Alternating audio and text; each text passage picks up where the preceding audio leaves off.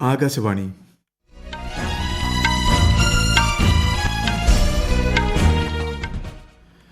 നമസ്കാരം. വാർത്തകൾ വായിക്കുന്നത് നരേന്ദ്രമോഹൻ.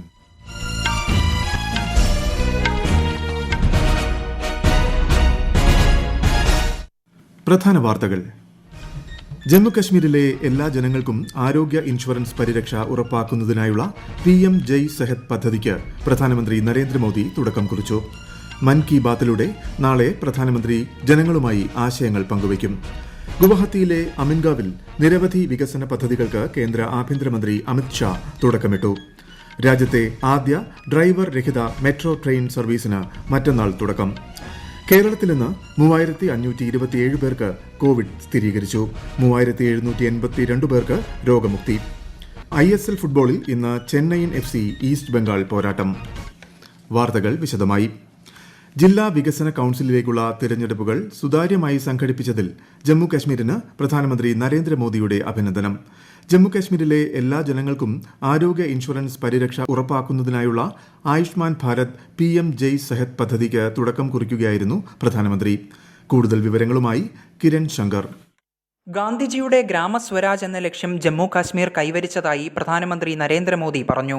തണുപ്പിനെയും കോവിഡിനെയും അവഗണിച്ച് ധീരമായി വോട്ട് ചെയ്ത കാശ്മീരി ജനത ജനാധിപത്യത്തെ ശക്തിപ്പെടുത്തിയതായും അദ്ദേഹം ചൂണ്ടിക്കാട്ടി. കേന്ദ്രഭരണ പ്രദേശമായ ജമ്മു കാശ്മീരിന്റെ സമഗ്ര വികസനത്തിന് കേന്ദ്രം പ്രതിജ്ഞാബദ്ധമാണെന്നും ആയുഷ്മാൻ ഭാരത് PM ജയ് സെഹത് പദ്ധതിക്ക് വീഡിയോ കോൺഫറൻസിലൂടെ തുടക്കം കുറിച്ചുകൊണ്ട് പ്രധാനമന്ത്രി പറഞ്ഞു. എല്ലാ ജമ്മു കാശ്മീർ നിവാസികൾക്കും സാർവത്രികമായ ആരോഗ്യ പരിരക്ഷയും ചിലവ് കുറഞ്ഞതും ഗുണനിലവാരമുള്ളതുമായ ചികിത്സാ സംവിധാനങ്ങളും ഉറപ്പുവരുത്തുന്നതിനു വേണ്ടിയുള്ളതാണ് പദ്ധതി. 5 ലക്ഷം രൂപ വരെയുള്ള സൗജന്യ ഇൻഷുറൻസ് പരിരക്ഷ പദ്ധതിയിലൂടെ ഓരോ കുടുംബത്തിനും ഉറപ്പു നൽകും. 6 ലക്ഷം കുടുംബങ്ങൾക്ക് നിലവിൽ പദ്ധതിയുടെ പ്രയോജനം ലഭിക്കുമെന്ന് പ്രധാനമന്ത്രി പറഞ്ഞു. 21 ലക്ഷം കുടുംബങ്ങളിലേക്ക് കൂടി പദ്ധതി വ്യാപിപ്പിക്കും. രാജ്യത്തെവിടെയുമുള്ള ആശുപത്രികളിൽ ഈ പദ്ധതിയുടെ ആനുകൂല്യങ്ങൾ പ്രയോജനപ്പെടുത്താവുന്നതാണ്. കേന്ദ്ര ആഭ്യന്തരമന്ത്രി അമിത് ഷാ, ആരോഗ്യമന്ത്രി ഹർഷവർദ്ധൻ, ജമ്മു കാശ്മീർ ലഫ്റ്റനന്റ് ഗവർണർ മനോജ് സിൻഹ എന്നിവർ ചടങ്ങിൽ പങ്കെടുത്തു. News desk Akashvani. പ്രധാനമന്ത്രി നരേന്ദ്രമോദി പ്രതിമാസ റേഡിയോ പരിപാടിയായ മൻ കി ബാത്തിലൂടെ നാളെ ജനങ്ങളുമായി ചിന്തകൾ പങ്കുവയ്ക്കും. നാളെ രാവിലെ 11 മണിക്കാണ് പരിപാടി പ്രക്ഷേപണം ചെയ്യുക. മൻ കി ബാത്തിന്റെ 72ാം പതിപ്പാണിത്. ആകാശവാണിയുടെ എല്ലാ നിലയങ്ങളും ദൂരദർശനും പരിപാടി തത്സമയം പ്രക്ഷേപണം ചെയ്യും. തുടർന്ന് മലയാളത്തിലുള്ള പരിഭാഷയും കേൾക്കാം. പ്രധാനമന്ത്രി നരേന്ദ്രമോദിയുടെ നേതൃത്വത്തിന് കീഴിൽ അസമിൽ നിരവധി വികസന പ്രവർത്തനങ്ങൾ നടന്നതായി കേന്ദ്ര ആഭ്യന്തരമന്ത്രി അമിത് ഷാ. ഗുവാഹത്തിയിലെ അമിൻഗാവിൽ നിരവധി വികസന പ്രവർത്തനങ്ങൾക്ക് അദ്ദേഹം തുടക്കം കുറിച്ചു. അസമിന്റെ തലസ്ഥാനമായ ഗുവാഹത്തിയിൽ 2ാമത്തെ മെഡിക്കൽ കോളേജിന്റെ ശിലാസ്ഥാപനവും കേന്ദ്ര ആഭ്യന്തരമന്ത്രി നിർവഹിച്ചു. അസം ദർശൻ പദ്ധതിക്ക് കീഴിലുള്ള ധനസഹായം വിതരണം ചെയ്ത അദ്ദേഹം 9 ലോ കോളേജുകളുടെ പ്രവർത്തന ഉദ്ഘാടന ചടങ്ങിലും പങ്കെടുത്തു. അസം മുഖ്യമന്ത്രി സർബാനന്ദ സോനോവാൾ, മന്ത്രിമാർ തുടങ്ങിയവർ ചടങ്ങിൽ പങ്കെടുത്തു. ദ്വിദിന സന്ദർശനത്തിനായി അസമിലെത്തിയ ആഭ്യന്തരമന്ത്രി BJP നേതാക്കളുമായും ചർച്ച നടത്തും.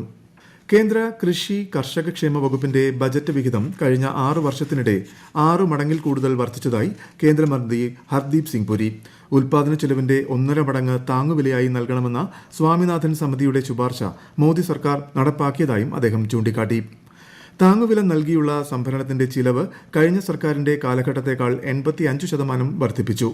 പ്രധാനമന്ത്രി കിസാൻ പദ്ധതി വഴി 1,10,000 കോടി രൂപയോളം കർഷകരുടെ ബാങ്ക് അക്കൌണ്ടുകളിലേക്ക് നേരിട്ട് വിതരണം ചെയ്തതായും 87,000 കോടി രൂപയോളം വിള ഇൻഷുറൻസായി കർഷകർക്ക് ലഭിച്ചതായും കേന്ദ്രമന്ത്രി ചൂണ്ടിക്കാട്ടി. രാജ്യത്തെ ആദ്യ ഡ്രൈവർ രഹിത മെട്രോ ട്രെയിൻ സർവീസിന്റെ ഉദ്ഘാടനം പ്രധാനമന്ത്രി നരേന്ദ്രമോദി തിങ്കളാഴ്ച നിർവഹിക്കും. ഡൽഹി മെട്രോയുടെ മജന്ത ലൈനിലായിരിക്കും ട്രെയിൻ സർവീസ് നടത്തുക. പൂർണ്ണമായും ഓട്ടോമേറ്റഡ് ആയതിനാൽ മാനുഷികമായ തെറ്റുകൾ ഒഴിവാക്കാൻ ഡ്രൈവർ രഹിത ട്രെയിനുകൾക്ക് സാധിക്കുമെന്നാണ് കണക്കാക്കുന്നത്. ന്യൂഡൽഹിയിലെ ജനക്പുരി വെസ്റ്റിനും ബൊട്ടാണിക്കൽ ഗാർഡനും ഇടയ്ക്കാണ് ട്രെയിൻ സർവീസ് നടത്തുക. ഡൽഹി മെട്രോയുടെ പിങ്ക് ലൈനിലും 2021 പകുതിയോടെ ഡ്രൈവർ രഹിത ട്രെയിൻ സർവീസുകൾ നടപ്പാക്കാനാണ് പദ്ധതിയിടുന്നത്. രാജ്യത്തിന്റെ വിവിധ ഭാഗങ്ങളെ ബന്ധിപ്പിക്കുന്ന 22 ഹരിത എക്സ്പ്രസ് ഹൈവേകൾ നിർമ്മിച്ചു വരികയാണെന്ന് കേന്ദ്രമന്ത്രി നിതിൻ ഗഡ്കരി. ഇന്ത്യയെ ലോകത്തെ ഏറ്റവും മികച്ച ആഗോള സമ്പദ്ഘടനയാക്കി മാറ്റി പ്രധാനമന്ത്രിയുടെ ആത്മനിർഭർ ഭാരത് എന്ന സ്വപ്നം സാക്ഷാത്കരിക്കുന്നതിനെക്കുറിച്ചും കേന്ദ്രമന്ത്രി ആകാശവാണി വാർത്തകൾക്ക് നൽകിയ പ്രത്യേക അഭിമുഖത്തിൽ പറഞ്ഞു. ഈ വാർത്തകൾ ആകാശവാണിയിൽ നിന്ന്. കൊറോണ ആശങ്കയല്ല, ജാഗ്രതയാണ് വേണ്ടത്. കേന്ദ്ര ആരോഗ്യ മന്ത്രാലയം പുറപ്പെടുവിക്കുന്ന നിർദ്ദേശങ്ങൾ. ജനങ്ങൾ കൂട്ടം കൂടുന്നത് ഒഴിവാക്കുക.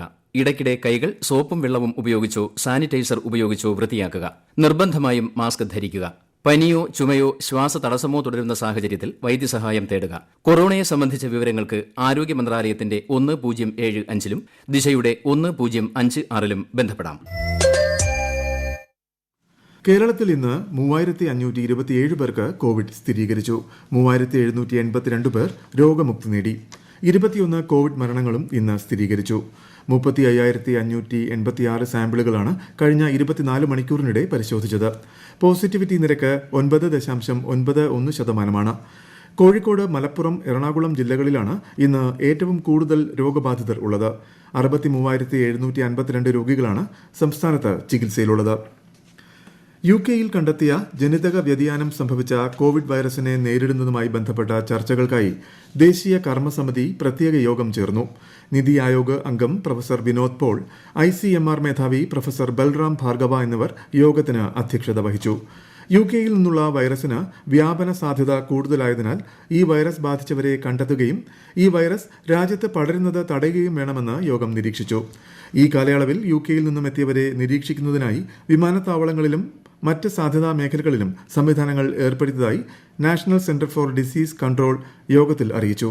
ഇതിനായി കേന്ദ്ര സർക്കാർ പ്രത്യേക മാർഗരേഖ തയ്യാറാക്കിയതായും NDCD വ്യക്തമാക്കി. രാജ്യത്ത് കോവിഡ് രോഗമുക്തി നിരക്ക് 95.78% ഉയർന്നു. ചികിത്സയിലുള്ളത് 2,81,667 പേർ മാത്രമാണ്. കഴിഞ്ഞ ദിവസം 22,200 പേർ കോവിഡ് മുക്തരായതായി കേന്ദ്ര ആരോഗ്യ മന്ത്രാലയം അറിയിച്ചു. ഇതോടെ ആകെ രോഗമുക്തരുടെ എണ്ണം 97,40,000 പിന്നിട്ടു. അതേസമയം 22,273 പേർക്ക് കൂടി രാജ്യത്ത് പുതുതായി രോഗം റിപ്പോർട്ട് ചെയ്തു. 1,47,343 രാജ്യത്തെ നിലവിലെ കോവിഡ് മരണസംഖ്യ. കോവിഡ് മൂലം മരണമടഞ്ഞ മാധ്യമപ്രവർത്തകർക്ക് ധനസഹായം ലഭ്യമാക്കുന്നതിനായി പ്രസ് ഇൻഫർമേഷൻ ബ്യൂറോ വിവരങ്ങൾ ശേഖരിക്കാൻ ആരംഭിച്ചു. മാധ്യമപ്രവർത്തക ക്ഷേമ പദ്ധതിയിലൂടെയാകും സഹായം ലഭ്യമാക്കുക. ഇന്ത്യൻ സമ്പദ്വ്യവസ്ഥ 2025 വീണ്ടും UK-യെ മറികടന്ന് ലോകത്തിലെ ഏറ്റവും വലിയ 5ാമത്തെ സമ്പദ്വ്യവസ്ഥയാകുമെന്നും 2030 മൂന്നാമതെത്തുമെന്നും UK ആസ്ഥാനമായ centre for economics and business research അറിയിച്ചു. ഇന്ത്യൻ സമ്പദ്വ്യവസ്ഥ 2021 9%, 2022 7% വളർച്ച രേഖപ്പെടുത്തുമെന്ന് സംഘടന ഇന്നലെ പുറത്തിറക്കിയ വാർഷിക റിപ്പോർട്ടിൽ പറയുന്നു. ജനതാദൾ യുണൈറ്റഡിന്റെ ദ്വിദിന ദേശീയ എക്സിക്യൂട്ടീവ് യോഗം ഇന്ന് പട്നയിൽ ആരംഭിച്ചു. ബീഹാർ നിയമസഭാ തെരഞ്ഞെടുപ്പിന് ശേഷം ഇതാദ്യമായാണ് പാർട്ടി യോഗം ചേരുന്നത്. 131 കോടി രൂപയുടെ ബാങ്ക് തട്ടിപ്പുമായി ബന്ധപ്പെട്ട് CBI 2 കേസുകൾ രജിസ്റ്റർ ചെയ്തു. ഗുജറാത്തിലെ അഹമ്മദാബാദ് കേന്ദ്രീകരിച്ച് പ്രവർത്തിക്കുന്ന ഒരു സ്വകാര്യ കമ്പനി 2011-15 കാലയളവിൽ 67 കോടി രൂപയുടെ തട്ടിപ്പ് നടത്തിയതായി സ്റ്റേറ്റ് ബാങ്ക് ഓഫ് ഇന്ത്യ പരാതി നൽകിയതിനെ തുടർന്നാണ് ആദ്യത്തെ കേസ് രജിസ്റ്റർ ചെയ്തത്. ISL ഫുട്ബോളിൽ ചെന്നൈയിൻ FC ഈസ്റ്റ് ബംഗാളിനെ നേരിടുന്നു. ഗോവയിലാണ് മത്സരം പുരോഗമിക്കുന്നത്. 6 കളികളിൽ 2 ജയവും 2 തോൽവിയും 2 സമനിലയും വഴങ്ങിയ ചെന്നൈയിൻ FC പോയിന്റ് പട്ടികയിൽ 8ാം സ്ഥാനത്താണ്. അതേസമയം ഒരു മത്സരത്തിൽ പോലും ജയിച്ചിട്ടില്ലാത്ത ഈസ്റ്റ് ബംഗാൾ പോയിന്റ് പട്ടികയിൽ അവസാനമാണ് ഉള്ളത്. ഇന്ത്യ ഓസീസ് ടെസ്റ്റ് ക്രിക്കറ്റ് പരമ്പരയിലെ 2ാം ടെസ്റ്റിന്റെ ആദ്യ ദിനം അവസാനിക്കുമ്പോൾ ഇന്ത്യ 1 വിക്കറ്റ് നഷ്ടത്തിൽ 36 റൺസ് എന്ന നിലയിൽ. 28 റൺസ് നേടിയ ശുഭ്മാൻ ഗില്ലും 8 റൺസ് നേടിയ ചേതേശ്വർ പൂജാരയുമാണ് ക്രീസിലുള്ളത്. ശാസ്ത്രത്തിലേക്കും നൂതന ഗവേഷണത്തിലേക്കും യുവജനങ്ങളെ ആകർഷിക്കുന്നതിനായി സംഘടിപ്പിച്ച ഇന്ത്യൻ അന്താരാഷ്ട്ര ശാസ്ത്രോത്സവം 2020 ഇന്നലെ സമാപിച്ചു.